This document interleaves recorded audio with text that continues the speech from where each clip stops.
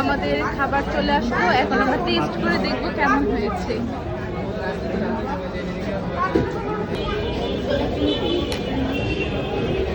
Butter নানটা এত বেশি soft, এর সাথে নিয়ে নিলাম চিকেন আফগানি কাবাব আর একটুখানি সস। টেস্ট মাশাআল্লাহ, আলহামদুলিল্লাহ। এখন আফগানি ডিশটা টেস্ট করে দেখতে কেমন হয়েছে। বরাবরই ওদের খাবার অনেক বেশি মজাদার।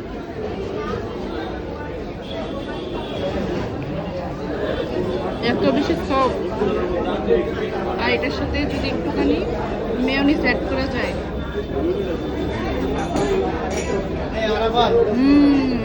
অনেক বেশি মজা।